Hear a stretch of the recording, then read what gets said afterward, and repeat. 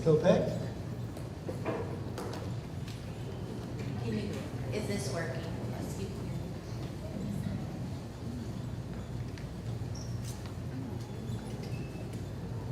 Give me just a second so our awesome choir can get situated.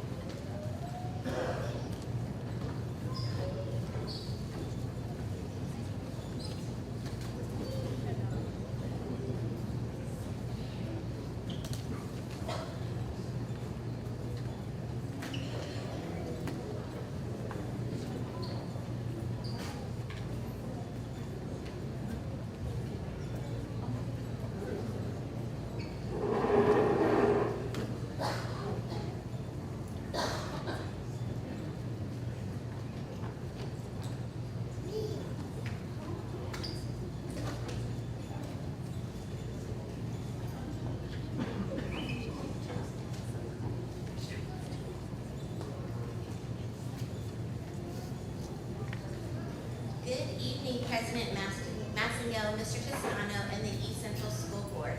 We are honored to be here representing Tradition Elementary this evening. I am Karen Kopek, the proud principal of Tradition Elementary School. We have some amazing Tradition students who are also members of our Tradition Choir here with us this evening, who will be saying the prayer, the pledge, and also singing an awesome song called Pumpkin Bones to get you ready for Halloween. So first I'd like to introduce Lainey Longworth and Madeline Shashawn to lead you in the prayer. Please bow your head for a moment. Dear Heavenly Father, thank you for blessing and guiding our school district this year.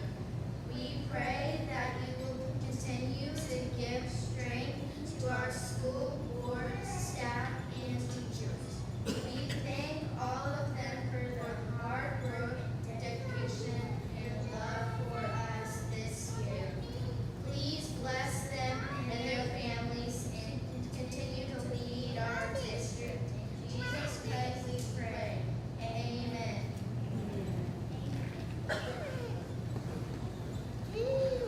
Next we have Quentin Jenkins and Remedy Brown to lead us in the pledge.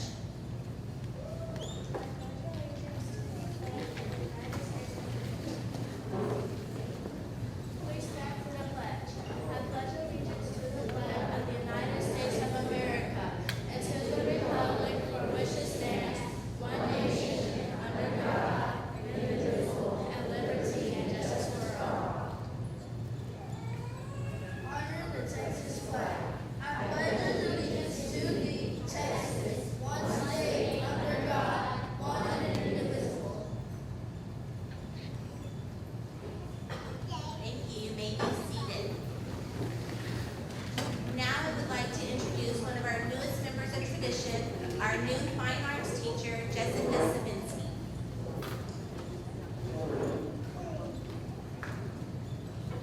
Thank you, students, and good evening.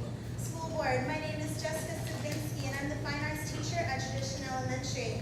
At Tradition, we are working hard to engage, encourage, and equip lifelong learners. We would love to showcase some of these amazing learners as we sing a classroom favorite, Pumpkin Bones. This evening, we have our amazing Tradition Choir with us, so please enjoy.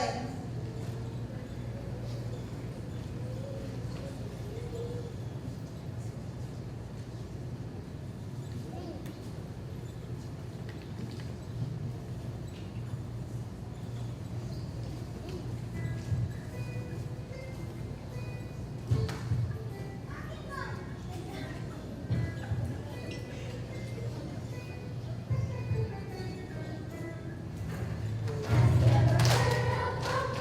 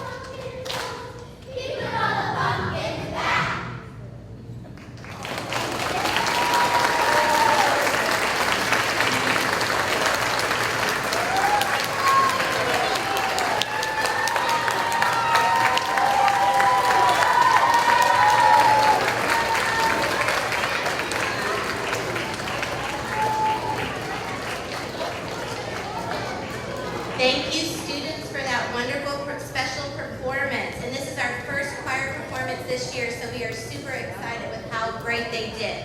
We also want to give a special thank you to the parents and grandparents, I saw some grandparents here too, who came to not only enjoy this, but also who allow their kids to come early on Tuesdays to practice as part of the choir. So if you could please stand so we can recognize you as well.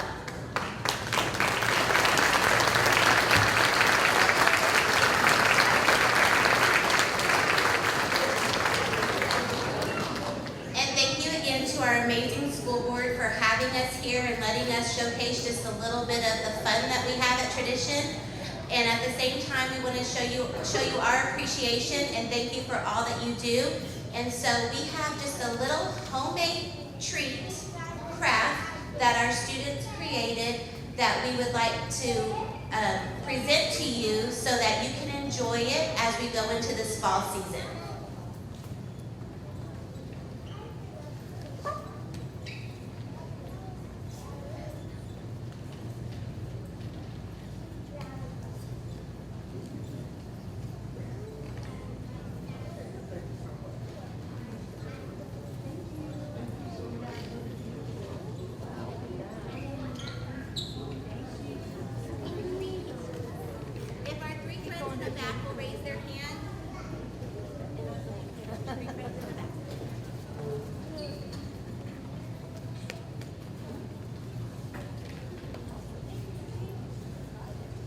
Thank you again.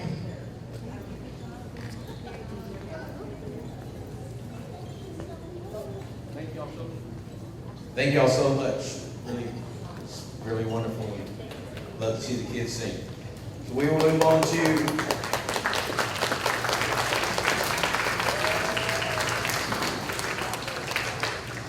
to item 4, awards and recognition. Mr. Toscano? Yes, sir. Trustees, we have some employees that we want to recognize this evening. One group of employees are being recognized for the value that we have here at ECISD of loyalty. And we have another group of employees that are being recognized for embodying one of our categories for leading in the East Central way, actualizing a compelling vision. So I'll turn it over to Mr. McKay. Thank you, Mr. Toscano, and we just want to welcome all of our family and friends. So our first person that we would like to recognize for value of loyalty is Glorimar Cardona from Oak Crest Elementary School. Come on up, Miss Cardona. Yeah, give it up for her. She was nominated by Martha Perez. Ms. Cardona consistently goes above and beyond for her students and the students at Oak Crest. Her students are excited to be in her class because she always finds ways to make her lessons engaging. Her lessons are structured, intentional, and well-planned according to student needs. Her students know that she cares about them because she provides daily lessons that positively target her students' affective filters. She's also committed to her campus. Last year, she wrote a grant for microphones because she saw a need in students that these microphones, due to the fact that face masks were being worn during COVID precautions. The students and teachers loved the microphones because it made teaching and learning experiences more engaging and students were able to be heard. Ms. Cardona deserves this recognition because she exhibits a strong, supportive commitment and faithfulness to her students and her campus. Thank you, Ms. Cardona, for all that you do.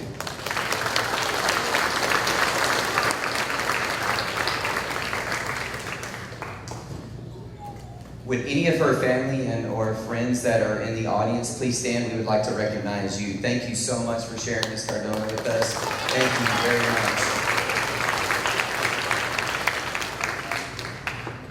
So from East Central High School in Cass Lee, one of our custodians, Mr. Rudy Gomez. Come on up, Mr. Gomez. He's nominated by Erica White.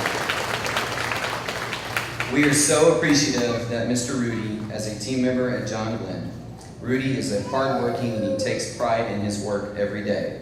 He's always reliable and goes out of his way to ensure that our needs are being met. Rudy has been with us through thick and thin, experiences such as COVID, crazy TikTok trends, and sometimes our own personal growths that we've had to go through. I look forward to seeing him first thing in the morning when we arrive on campus because he's always happy, smiling, and his presence in our halls makes a difference. So thank you, Mr. Rudy, for everything you do. Would any of his family or friends please stand to be recognized?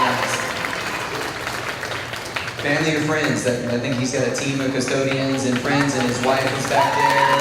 Teachers showed up from the campus. And then our last teacher to be recognized for loyalty is Miss Maggie Tony from East Central High School. She was nominated by Miss Kayla Baco. Maggie deserves a gold star for loyalty because she consistently exhibits exceptionally strong support, allegiance, and faithfulness to the commitments of her students, her co-workers, campus, and district. Maggie's attitude of devoted attachment to and affection for her students, campus, and district is clearly outstanding. She's always faithful, and she has my complete trust and respect. She goes above and beyond for each and every one of her students, whether it's driving them across the state for debate camp in Lubbock, Texas, for a week, or carting her students around the greater San Antonio area for the debate tournaments and competitions. Sometimes she even takes her personal family with her in tow. Maggie never ceases to amaze all of us with her loyalty and dedication to her students and to ECISD. Thank you, Miss Tony. Would any of her family or friends also stand to be recognized? I think you got a whole crowd of students. I think those are your debate students in the back that want to come and recognize you. Thank you, guys.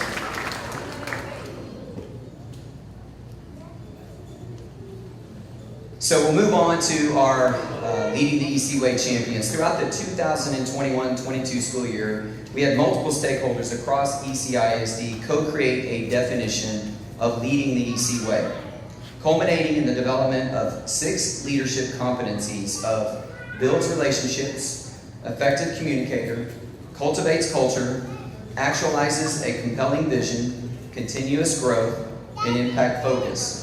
This month, we are celebrating 2 of our district champions who exemplify actualizing a compelling vision, which is defined as a leader who champions a purpose-driven, student-centered vision through honest and consistent messaging that builds consensus that is focused on the best possible student outcomes for the East Central community. First up, from Legacy Middle School, Fatima Abuesha, Academic Dean. Come on up, Miss Abuesha. Legacy leaders, principals, associate principal, and assistant principal nominated Fatima for this award because in her short time at Legacy, she has consistently pursued and championed student-centered learning through building capacity in our instructional facilitators and teachers. She sees the vision of what Legacy Middle School can be and works with our instructional leadership team to articulate verbally and in writing in ways that will always align with our legacy is heading in pursuit of the organization's vision. She has hosted our bi-weekly roundtables and allows teachers to use their voices for feedback to better our organization. As a result, teachers are providing clarity about the work we are doing as an organization. Beginning of the year survey for our staff had teachers specifically named Fatima as the person who is leading the charge and championing the vision for our organization. She does whatever it takes for the campus to meet our goals and to ensure that we are all clear of the vision for our campus and where we are headed and how we will get there. Fatima is a game changer. Congratulations, Fatima. Would any of her family or friends please stand and be recognized as well? I know she's got some family from Legacy and she's got family that came with her. Go ahead, Miss Barber, go ahead, stand. Go ahead, you can, it's all right, there we go. Congratulations. Last but certainly not least, from Pecan Valley Elementary School, we have Tiffany Reyes, kinder teacher. Miss Reyes exemplifies and actualizes a compelling vision daily. Through her relationships with students and staff, she continuously implements ways for all of her students to be leaders by adding visuals around the school that makes learners successful. Miss Reyes uses all of her strategies when implementing a safe, respectful, and responsible learning environment for PD students. No matter the student's needs, Miss Reyes insists that she is the one who supports students in her class and truly meets all students for their needs. Thank you, Miss Reyes, for your dedication. Any of her family or friends in the audience, thank you for being here. Appreciate it. Thank you.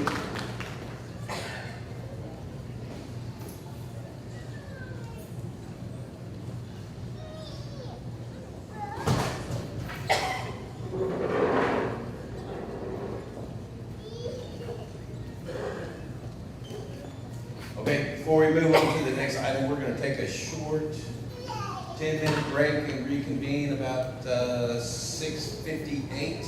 So allow everybody, parents and students to get home so they can start doing their homework and be ready for the next day. So we're gonna take a short 10-minute break. Thank you. We're gonna move on to item 5, public comments. We have Mr. Jesse Cox.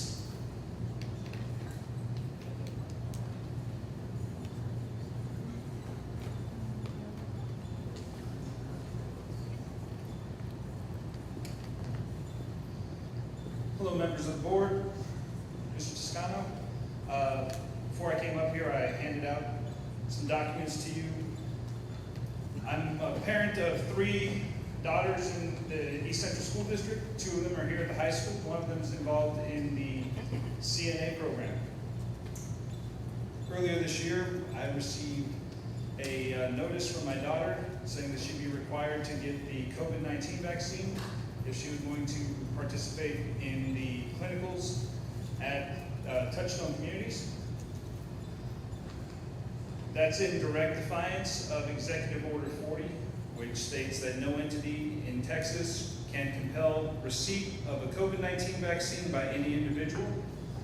My concern as a parent, my concern as an employee of the district, and my concern as a taxpaying citizen is that we have a program that is requiring students to get the vaccine, which is in direct defiance of the executive order. That executive order was passed October 11th, 2021. So it's been enacted for a long time, and so I just want to bring that to the board's attention. Thank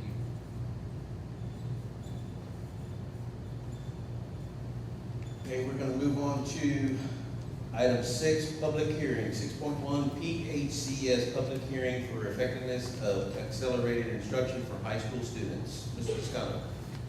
So, Mr. Massingill, we'd like to have staff provide the board with a quick overview of our acceleration programs, rate of course assessments, as well as the performance of some of the testers in response to the requirement of accelerated instruction for high school students. So, Dr. Fuller?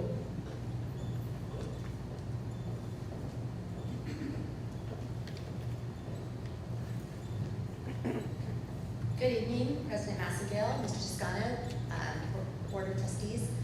So this evening, this report is in your electronic packet. And each year we bring you this and we have hold this public hearing.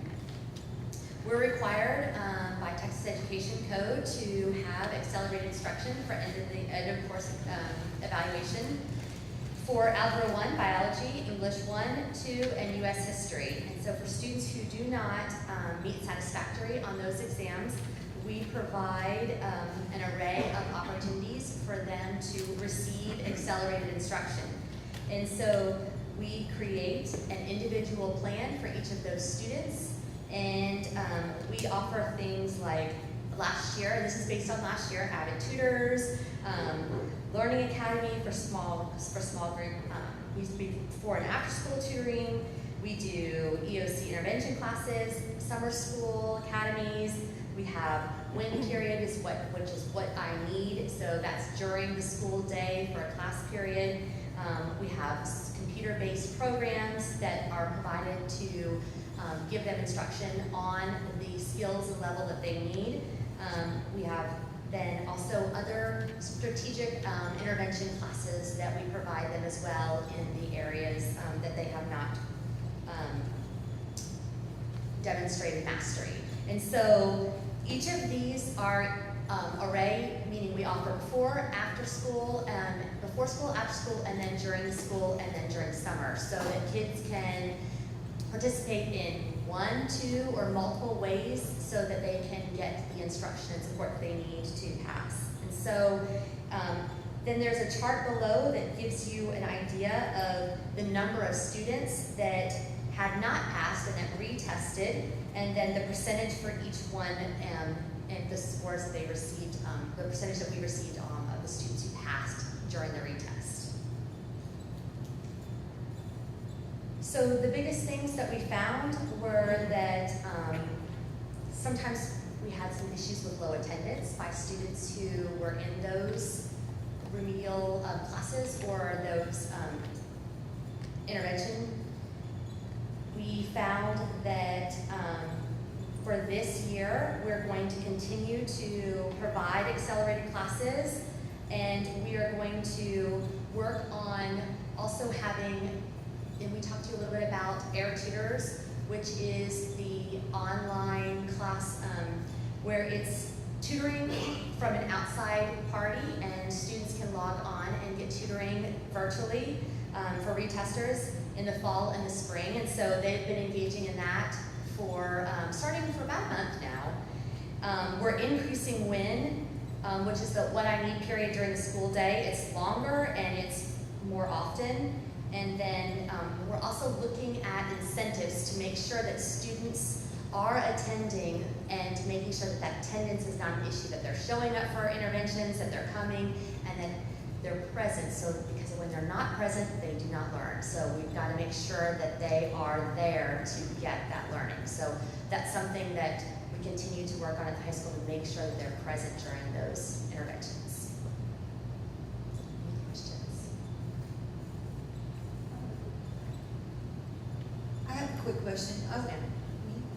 I was just wondering, if there, I know that a lot of this is done during the school day. Is there any ability for them to continue this type of work at home? Maybe the environment. I know sometimes kids just work better by themselves or at home, or like you said, one-on-one, a source that they can log on to. Are they able to take things home? Are we sure that they have internet connectivity and they have the means to do so, laptops, iPad, etc.? That's a great question. So we do still have Chromebooks and hotspots that kids can check out so that they can utilize it. We do have some online programs, that software that they can utilize at home. We do have the Air Tutors. We find the best result is when they're in school, but it doesn't have to just be in school. They can be at home and log on to their tutoring session, but that is an option as well. Absolutely. Is there anybody else? Would anybody else like to speak on or about the effectiveness of accelerated instruction for high school students? Nope. With that, we will move on to 7 trustee reports. 7.1 updates regarding schools and community activities. Is there anybody who would like to speak on recent activities that they have done?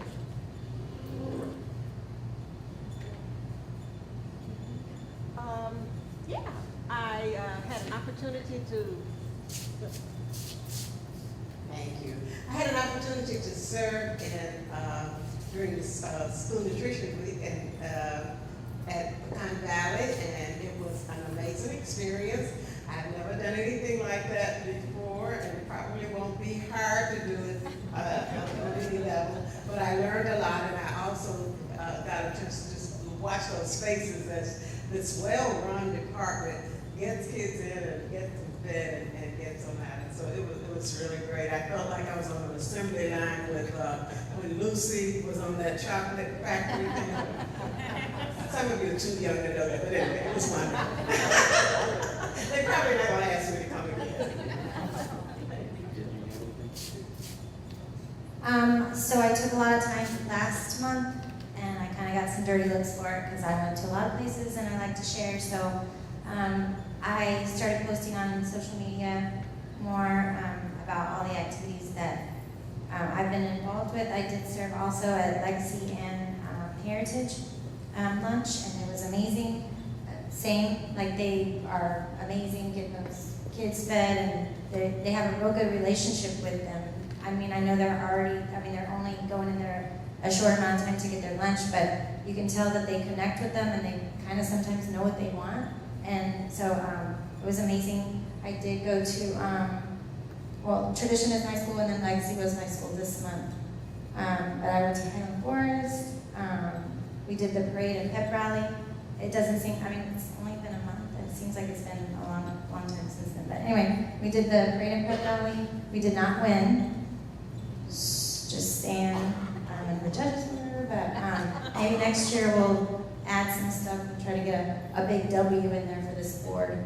Taz and Tasby was our convention this time. We went there and learned a lot. I love going to those things because there's things that the school board does and needs to be involved with, and you learn a lot there. But anyway, choir, went to Heritage and the East Central Choir performances. They're amazing. Mr. Vernon, I can't speak. I can't say enough good things about him. He's such a great teacher and choir leader. Pecan Valley, Coach and I went.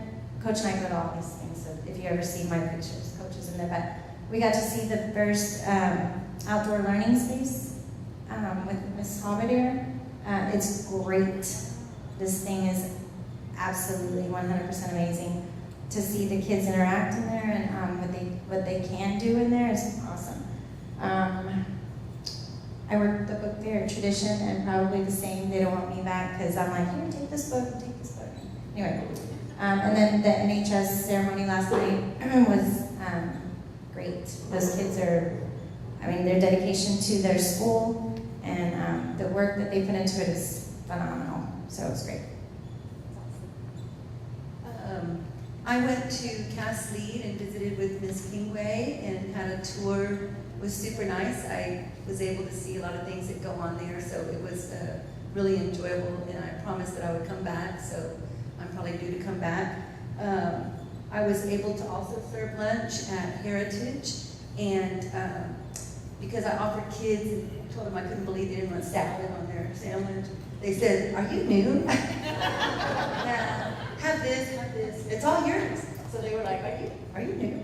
Anyway, so that was super fun. And then I went to the bike rodeo at Oak Crest, and it was really fun to see. They had a super huge turnout. I couldn't believe all the bicycles and parents that were there. So they were so cute, and that was really enjoyable time up there visiting with those kids and parents. And that's about it for now.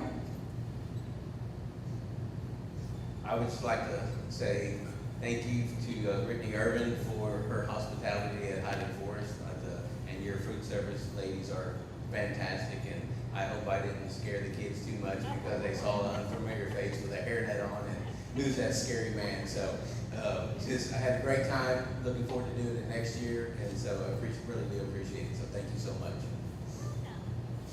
Oh, I did learn something too that I didn't know. So I saw a lady bagging up samples of food. And so I asked her, I said, what are you bagging up samples of food for? She goes, well, all the food that we serve, we have to take a sample and store them and freeze them for a month. And I said, in case somebody gets sick, that they can have the food tested. So I didn't know that, and I thought, wow, that's amazing. And so I learned something that day, which is always good, because my wife's always proud of me when I learn something. So she's, you don't need that? All right. My voice, already. I'd just like to say, I've been busy this month. My fellow trustee, she's kind of energized. I'm about to give it up, but I have to keep up with her. So we went to quite a few schools, and I'm looking at the principals so I can recognize what schools we went to. And we went to those schools, and I tell you what, it was such a warm welcome from either the clerical staff and the administration. They addressed us, they came to us, they were very, we felt welcome. It's just like going to visit someone, and when they make you welcome, you go back. But if they don't make you welcome, you don't go back. They made us very welcome. What school is this? Harmony. Harmony, went to Harmony, and they opened the doors for us, and they took us around, and they shared us with the school and what they were doing, and they're doing a lot of good things in the school right here. I went to Highland Forest. I'm telling you, and she came and she took us around, and we met the custodians, we met the police officer. He's doing great things over there. I'm telling you. I mean, this guy, he has where they can sign up, the kids can sign up and eat lunch with him. And I thought that was really cool. And then he can get some reports from it and that everything. And my other principal right there behind me. Pecan Valley. We went to visit her. She welcomed us in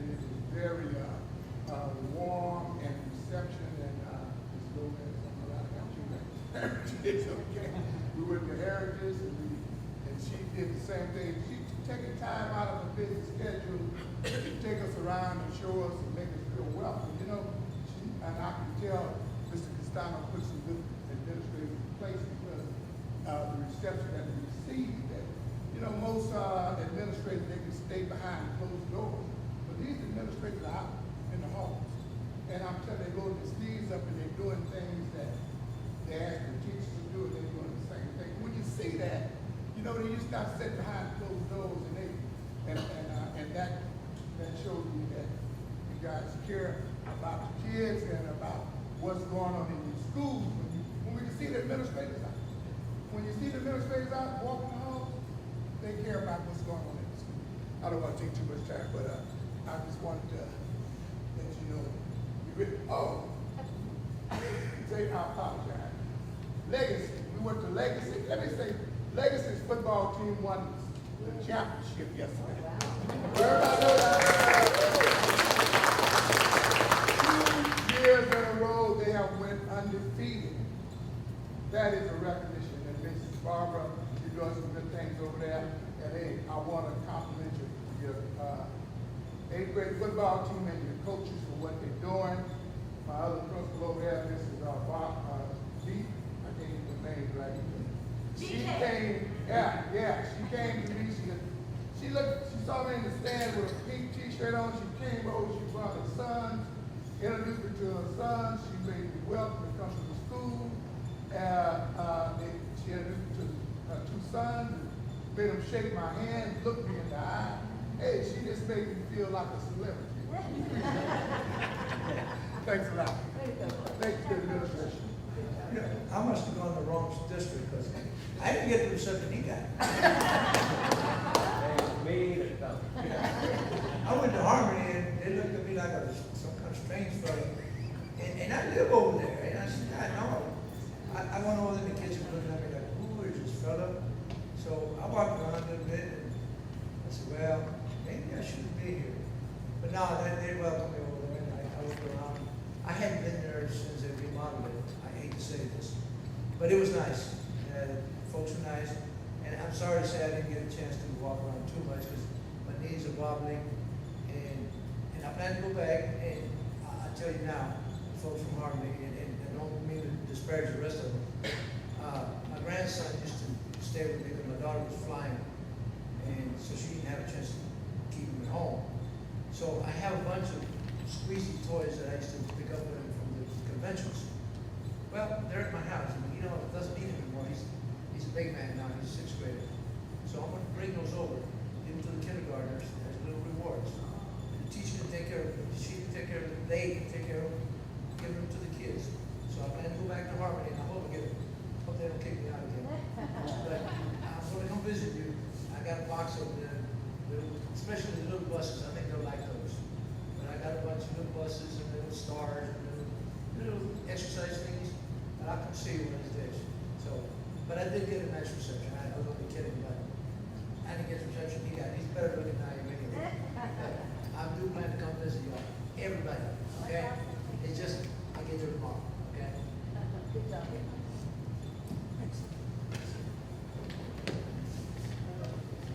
All right, we're going to move on to 7.2, annual announcement on continuing education of board members. Under State Board of Education rule, completing required continuing education each year of service is a basic obligation and expectation of any sitting board member. As board president, I'm required to announce the name of each member who has completed the required continuing education, has exceeded the required continuing education, and is efficient in meeting the required continuing education. The requirements for training are measured as of the first anniversary of the date of the trustee's election or appointment, or 2-year anniversary of his or her previous training as applicable. There are 8 training areas for the board member continuing education. First, local district orientation. Number 2, orientation to the Texas Education Code. 3, post-legislative update to the Texas Education Code. 4, team building. 5, additional continuing education. 6, evaluating student academic performance and setting goals. Number 7, identifying and reporting abuse, trafficking, and other maltreatment of children.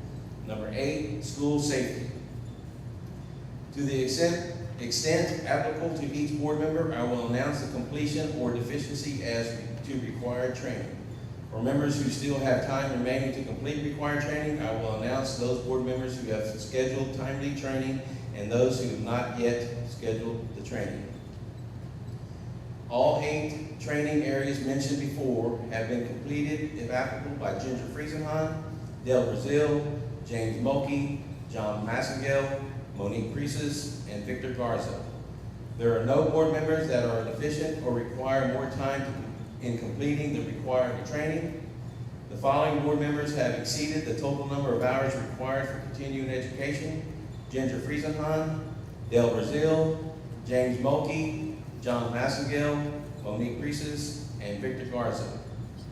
If there's any trustee that would like to know what their cumulative hours are, please reach out to me after this meeting or in the future. With that, we're going to move on to item 8, Superintendent's Report. 8.1, Personnel Report. Mr. Scotto. For trustees, this month's report for the month of October is in your electronic packet.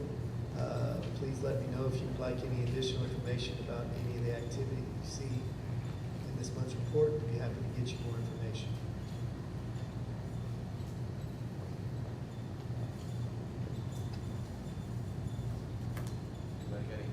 Anybody got any questions on personnel report? Okay. All right. We'll move on to item 8.2, 2022 Community-Based Accountability Report. Mr. Scotto. So trustees, as we discussed at our special meeting on Tuesday, you've got the opportunity to preview this year's annual Community-Based Accountability Report. Again, it is organized into 7 pillars, sections that represent each of the 7 pillars of accounting: student learning and progress, engaged and well-rounded students, quality and commitment of staff, post-secondary readiness, student safety and well-being, community engagement and partnerships, as well as fiscal and operational systems. And so we're very excited about this year's report, the progress that we've made, and the opportunities that we still have to continue to move forward and make improvements. And so we plan to make this public tomorrow through all of our communication channels in the district, and wanted you guys to be aware of that. Be happy to answer any questions. Anybody got any questions? All right, we're good.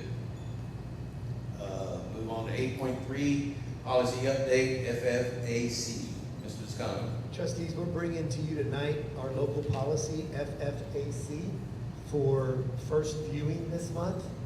And just in a high-level overview, this is in response to what we've been seeing across the country with fentanyl.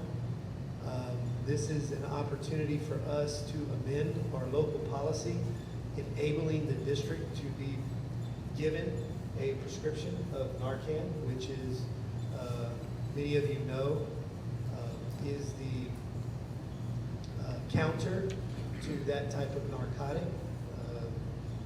It's an opioid antagonist.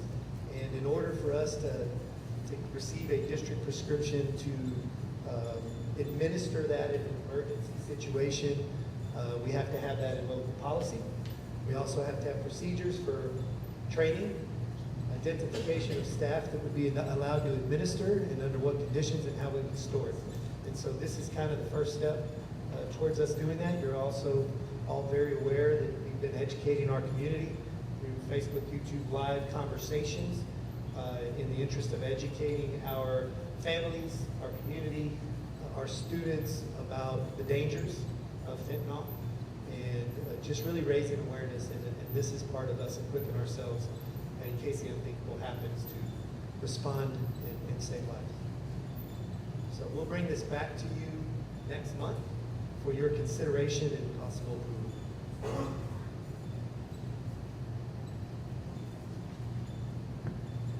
Anybody have any questions on policy update 8.3? All right, we'll move on to 8.4, upcoming events. Mr. Scotto. Trustees, in your calendar, we've got two types of calendars that we've been operating from. Ms. Cambry has taken the liberty to kind of work on the one-page calendar.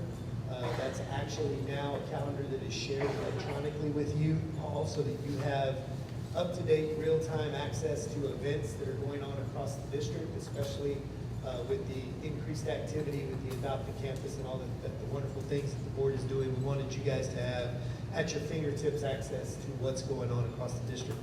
And so what we found is it seems like you guys really have gravitated towards that one pager and are really utilizing it.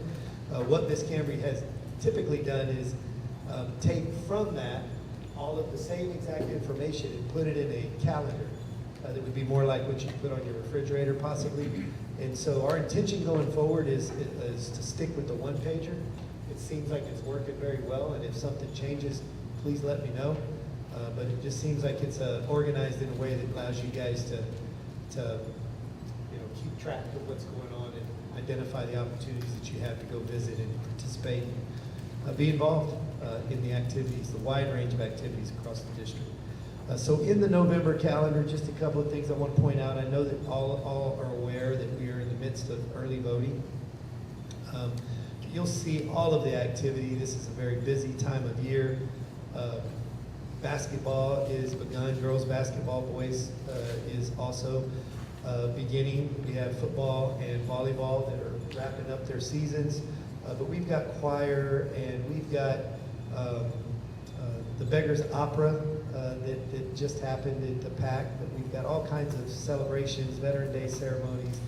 So lots of opportunities for trustees to really interact with the community and really get engaged with the students and families. The week of the 20th is this year's Thanksgiving holiday break. Just wanted to remind you of that. And be happy to answer any questions about any of the activity in there, to include the November 10th date, which is your next regularly scheduled board meeting. And we'll be back in the boardroom on the 10th. Of course, we're not there now because of early voting.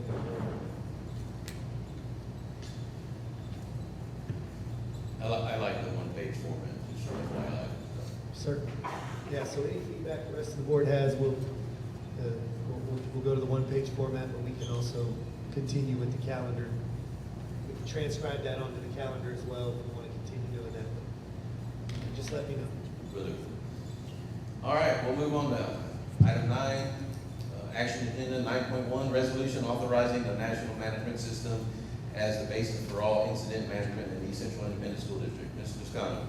Trustees, in a nutshell, we're bringing a resolution to you tonight for your consideration. And I'd like for Chief and Mr. McKay to say just a couple of things about it. But essentially, the National Management System is the guideline, is the basis by which all of our emergency operation plans are developed.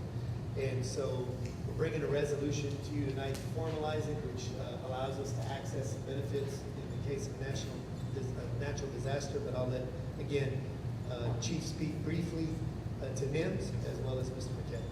Chief? Thank you, Mr. Toscano. So NIMS stands for National Incident Management System. A little history on it. It was President Bush, I believe, ordered Homeland Security to come up with a management system in 2003, basically detailing what everybody's roles and responsibilities responding to a major catastrophic event. So that is the standard, federal standard of command, unified command system that is used nationally, and it's also used by FEMA. FEMA has that to standardize command structure to support any catastrophic event, i.e. hurricane shelters, so on and so on. We used it recently, well I did. Earlier this year we had an unfortunate weather situation by tradition, which there was some flooding. I was one of the first officers to respond. We had Bexar County Sheriff and DPS, so I established a unified command structure, which detailed what everybody was doing, and we set up parts of the command structure as far as the reunification and so on and so on. So it was successful on the command side. and it served its purpose. So I'm a big believer in that.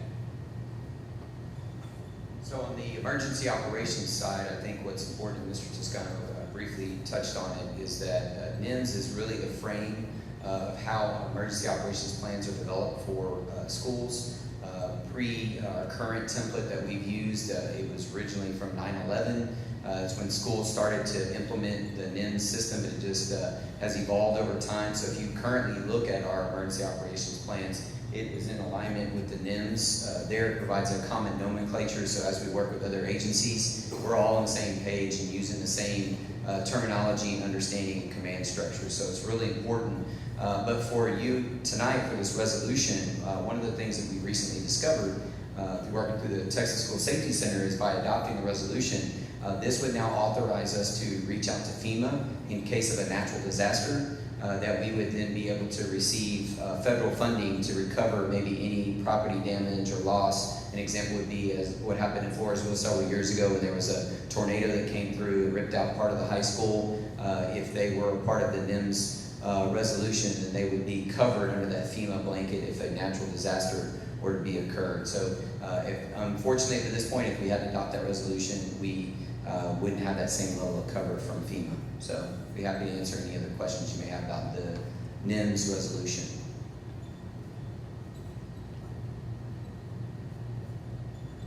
I think we're good. Mr. President, I recommend board approval for the adoption of the resolution authorizing the National Incident Management System as the basis for all incident management in the East Central Independent School District as presented. We have a recommendation from the superintendent to approve the adoption of the resolution authorizing the National Incident Management System as the basis for all incident management in the East Central Independent School District. You'll have a motion. Have a motion from Victor Garza and a second from Monique Priestess. All in favor? All opposed? Motion carries. We'll move on to item 9.2, East Central High School electrical reclosure. Mr. Toscano. Sir, trustees, this is a project that we have been evaluating since last year. We had a transformer behind the stadium go out, and as we evaluated the conditions, we realized that the lines that run down Ag Road and behind the state and behind the high school, they belong to the district, not to CPS. And what we determined is that we need to service the transformers and add a reclosure that is included, and we're bringing it to you tonight because this project is going to probably exceed $50,000 support policy. We need to do that. But just to kind of try my best to articulate this idea of a reclosure, when that transformer went down, we lost electricity. We had to call CPS and electricians to come out and reset that. A reclosure essentially creates that automaticity. So in the event that we have lightning in the area, it causes the transformer to go down, it would, the functional equivalent of instead of having to go down to your garage and flip the breaker, it flips it back for you so that you'd have electricity come back on without the need of third-party support. So that's the nature of the project. We believe that in the case of power surges and electrical storms and the like, this resetting itself during events will avoid electrical outages that would have caused issues for us, particularly like if it happened over the weekend and we were unaware. We've got coolers, they've got food products in them, and we're down electricity, and we may not have gotten, we may not have been aware of it fast enough. So this is just another way to hopefully improve our condition there. So again, we're bringing that to you tonight because we suspect that it will be over $50,000, and we intend to have Moreland Electrical do that work. Moreland's done work for the district for many years. They're demonstrated competence, and they provide the work at a good value. So we'll be happy to answer any additional questions the board might have, and of course we've got staff here that are much more technically savvy than I about that, so if I misspoke or need to add anything, Mr. Thomas, are we good? Yes, sir. Okay. I got a question. Yes, sir. So, on automatic resets, you know, if you have a short somewhere, downlighting system or in the school, and it trips, and how many times, is there a safety that keeps it from three times? Yes, sir. So it'll reset automatically every time. Okay. And then we'll manually reset it, and then we'll do it 3 times again at that point. Okay. What I've seen, because I fix a lot of electrical stuff, my line of work, is when these automatic resets, they just keep tearing up more equipment by coming off and on. And so that's my concern is when they come on and there is something downline that is wrong with them, Sure. they're notorious for, Burning out things further yeah, down the line. right, yeah, so that's my concerns. In talking to Moreland, who does our high voltage lines, I mean, this was one of the recommendations from them and our electricians, so we did it based upon that. So I'll just tell you that that wasn't a concern that was brought up during that conversation at all. We actually had the opposite, where it didn't have the resets and actually tore up some of the motors and some other stuff from our HVAC units, according to our HVAC tech. Okay, well, that's what I was at, because like I said, is it instantaneous reset, or is it trip back out, or is it stay on? I mean, like for a single phase problem, you got 3-phase incoming power and you drop a line and it comes back on for a few days. It doesn't take long for stuff to start doing a lot of damage. Right. No, sir. From my understanding of it and conversations that we had discussing this, it is a pretty quick reset. I don't know if instantaneous is the right word to use for that, but it does have those 3 resets that are pretty I wouldn't say automatic, but are pretty fast. Okay. According to what they had told me. Thank you. Yeah. Is there a potential for this to happen anywhere else in the district? Is there any other? John, the question was, is there any other areas in the district where this sort of No, ma'am. need may? No, this is our primary high voltage line that we actually possess. Most of the other lines that come in are CPS. This is actually ours. Right. You good? Mr. President, I recommend board approval of Moreland Electric Company as a contractor for the East Central High School reclosure replacement project. We have a recommendation from the superintendent to approve Moreland Electric Company as a contractor for East Central High School reclosure replacement project. Do I have a motion? I have a motion from Victor Garza. Do I have a second? Second. I have a second from Monique Priestis. All in favor? Aye. All opposed? Motion carries. We'll move on to item 9.3, budget amendment number 21-22-1, local maintenance. Mr. Scott. Trustees, you're all very aware that we've begun work on North Elementary in anticipation of potentially the bond passing. The effort there was to get design work and pre-construction work done in the interest of expediting the timeline of constructing that North Elementary. And so some of the scope of work that would be paid for with this amendment is associated with that. So engineering services, survey, sewer connections, electrical work, et cetera. But in addition to that, the board is also aware that we've been looking for land for a future transportation facility. We're in the process of hopefully making that transaction. We're in due diligence right now doing feasibility. But in the event that that is determined to be feasible, the district would also use the funds from this amendment to execute that purchase. And so the amendment is for $1.5 million. We would be bringing that money into Function 81, which currently has an appropriation of $1.4 million, leaving a balance of $2.9 million. Again, the 1.5 of which would be utilized on the items I previously mentioned. And should the bond pass, the board has previously passed a resolution which would enable the district to reimburse itself for these expenditures which would be associated with bond construction activities. I'd be happy to answer any questions. Anybody got any questions? No, I think we're good. Mr. President, I recommend board approval of budget amendment number 21-22-1, local maintenance as presented. We have a recommendation from the superintendent to approve the budget amendment number 21-22-1, local maintenance as presented. Do I have a motion? Have a motion from Mr. Victor Garza. Do I have a second? Have a second from Monique Priestis. All in favor? Aye. All opposed? Motion carries.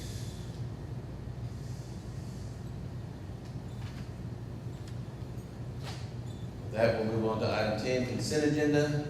Is there anyone that would like to pull anything from the consent agenda?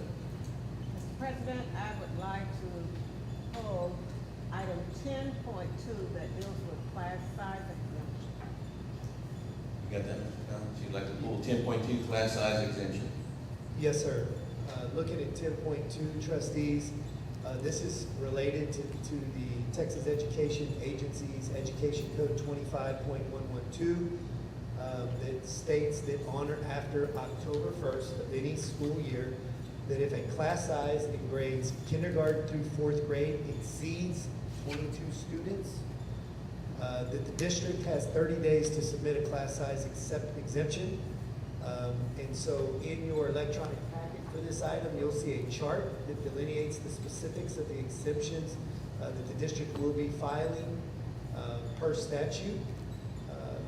You're all very aware that this is something that we do each and every year, although this year we're bringing to you for your consideration the largest number of exemptions that we've probably seen for certain in recent years. Our enrollment is seen an increase of over 600 students this year. And so what we're bringing are 28 exemptions, 28 classrooms across the district in K through 4 that are beyond 22-1. The table in your packet delineates by campus as well as by each individual grade level within that campus. And if the board would like additional information about any one of those specific classrooms, we have the exact number of students in each of those. So all it takes is there to be 23, but anything 23 and over requires an exemption.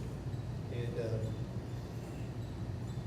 the only thing I'll add is that especially for our youngest learners in pre-K and K, we're providing additional support, putting some manpower in there, paraprofessionals, some long-term subs, just to provide some support so the students still get the personalized attention that they need. But the challenge is that we have with staffing. We have a few positions that we've had posted for a while that we've not had any applicants for. But in addition to that, if you're only talking about one section or two sections in a grade level of school that have 2 or 3 students over that limit, it's hard to justify adding another teacher and adding a new section. So from a cost standpoint. So it's both of those things that have compounded the challenge. And again, our enrollment's growing, we all know that. And we're seeing a trend of enrollment growth that continues to persist. That we normally see flatline or begin to recede. You know, we start to see basically as kids withdraw, we see new kids coming in. We don't see increased enrollment. We're seeing week over week, gradually, we're still seeing a trickle of enrollment increases, which is also stressing this circumstance. Be happy to answer any additional questions. Of course, we have curriculum staff here that can give you much more details about specific classrooms and specific grade levels and specific schools if you would like. I like, you can get a waiver for how many students over 3? So when there are more than, as soon as you get one student over 22, you have 30 days. And this has to be from the October 1st date. So you might have, when we started the school year, we might, we're leveling classes and doing all of those things. But as of October 1, that's fine. Okay, maybe let me reword that. What are we going to cap it? Are we going to go 23 to what? How many are we going to put in? So we've got some sections that have as many as 26. That's what Yes, sir. my question. So we haven't necessarily put a cap. What we've tried to do in the cases where they got that large is we've actually posted for a new position to add a section and redistribute the students to lower the class size. But I'll just give you one example at Highland Forest, and there's another example at Salado. They're eyeballing me right now. But we've had these positions posted for weeks. and haven't had any applicants. They're aggressively recruiting. We've got some job fairs coming on the horizon, but we have put some assistants in those classrooms. So every one of the pre-K classrooms has 2 teachers in them, but we also have had to add some paraprofessional assistants or some substitute assistants to get a 3rd adult in several of those classrooms where we're well beyond the 22. Okay. So maybe I'll be worded again. Then, if you, how do you do it? There's no limit once you got a win. So you can put 30 or 40? You could, but we posted, once we get, over that 23 or 4 mark, and we have all of the sections in that particular school's grade level similar to that size, then we justify opening a new section and redistributing the kids and hiring an extra teacher. It's just in the cases where that's happened, we haven't been able to fill those positions yet. Yes, sir. Thanks, sir. With the holidays coming and possibly people losing those times in the elementary district, should we probably be prudent and think about monitoring that really closely over the holidays? And if we do not get anyone interested in those positions, we might want to think about parent volunteers or just to take the load off. I mean, even just a few kids more can really make it rough on teachers in their classroom. It may not seem a lot to us, but just a few more can really add to their load, and it's very stressful. So I wouldn't want them to feel like they can't, they're not able to stretch themselves anymore. So I would hope that we would think about something like that over the holidays with those coming. We could make sure we keep a good eye on that and look for some kind of alternative. Yeah, so we're actually monitoring every single school's attendance daily, and we reconcile every week, and we've added our director of personnel to our executive meetings every Monday, and we go school by school by school, grade level by grade level, classroom by classroom, and see if there's been any upswing or changes. In addition to that, we've got some hiring events that are about to start happening, because as we approach the end of the first semester, we'll have some December graduates. And so we're hopeful that we can recruit and hire on some December graduates and maybe even get them on early in anticipation of them finalizing their certification in December or January. And we're also looking at high need areas and grade levels. And in fact, this week we'll be talking about allocating some additional teaching positions. In other words, over hiring. That's a strategy we've used in areas we struggle to fill, like bilingual, special education in the past, where we've kind of just said, hey, we know we only need 3 positions, we're hiring 8. And we turn our folks loose to recruit and to get to these hiring events and to see if we can't hire what we need and more because of our current circumstances. Yes, ma'am. Do we have an ability to know parents that have had a educational background, retired teachers, retired admin, just that are familiar? Did you hear me? So, yes, in August, we had a couple of dates where we put out on social media individuals that had a degree that were maybe interested in certification to come and get some information, and we actually worked with one of our alternative certification programs to come out and just kind of present what that would look like. And we did have a few attend, so our goal is to have another event. We're having a hiring event on the 5th of November here at CAST, and then we'll be going to several universities here in the next several weeks to look at those December grads as well. So those are some things that we've been trying to do, right? Just kind of outreach to see who's out there, who's interested, who has a degree that might want to teach. Right. Awesome. Thank you so much.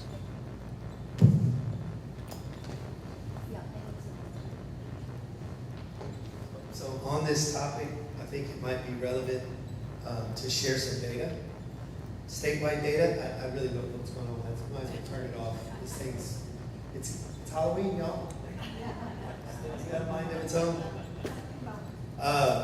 The State Board of Educators certification published this year that they added, y'all gonna want to hear this, I promise, because this is a statewide and a national dilemma. They published that they added 29,000 newly certified teachers to their database. 29,000. Okay? Of that 29,000, only 6,000 came from ed prep programs in all the universities and colleges across the entire state of Texas. 6,000 of the 29,000. 23,000 of them came from alternative certification programs. Teachers who graduate and get certified from an alternative certification program have an average of 2 years of attrition. They last 2 years in education. All that while 39,000 certified teachers left education. So you got a 10,000 teacher shortfall, and you've got 23,000 newly certified teachers that came through alt-cert that are likely not going to last more than 2 years. So what we now have for the first time ever in East Central and the first time ever in almost every district in San Antonio and across the state is unfilled positions. So absolutely, people that agree, we're looking at very strategic ways to grow our own, all the way down to kids in teacher prep programs in high school. How can we start to get them dual credit and support the cost of that tuition, get them on board as a paraprofessional so they can apprentice with us while we support their education and certification. Paraprofessionals in our buildings that are interested in being teachers and programming for that to happen as well. And then degree people who don't have certification and other pathways. So that, in addition to all of the things that we've traditionally done and more to try and solve the problem. And in addition to that, thinking about our staffing models. Can we continue to staff the same way we've staffed and use our staff the way that we traditionally use them? Or do we have to use them more efficiently and in different ways? So all of these things we're exploring right now, we're studying, we're thinking about things we've never thought about because we're in a situation that has presented challenges that we've never faced, right? So that's kind of what we're up against. And so here we are with 28 class size waivers, more than we've ever had, right? You know, Dad, I'm not going to be talking, but I'd like to mention to Mr. Massengill that as a board, I would like to appeal to the senators and congressmen that, and I know that, you know, a lot of us think that we're singing to the choir, but as a board, I'd like to find out what we can do more to speak to them and let them know how we feel about teacher pay, insurance, and things like that. You know, I know this has been an ongoing thing for years and years and years, but it's got to stop. You know, our teachers aren't being paid enough. That's why they don't stay in their career. They've gone through so much with COVID that they've rethought their career path and they're leaving. It's much easier to work somewhere else and put up with everything and get paid more. And then when you do file on your insurance, it's junk. So, you know, I'm sorry, something needs to be done, and if there's anything we can do as a board, then I would like to be a part of that. It's going to be an odd year this year, so the state leg is going to be, so it's our time to go up there and drive. So that's what we get paid to do. So, all right, is anybody else? You good?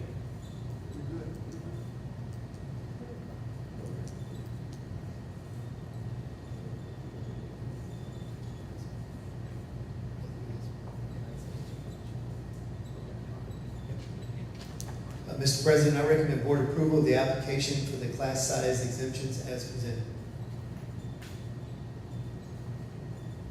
We have a recommendation to approve the class size as presented. All in, do you have a motion? We have a motion from Mr. Victor Garza. Do you have a second? Have a second from Monique Priestes. All in favor? All opposed? Motion carries. Do I have a motion to approve the consent agenda as presented?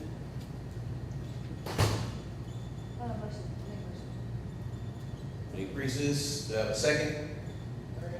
Have a second from Victor Garza. All in favor? All opposed?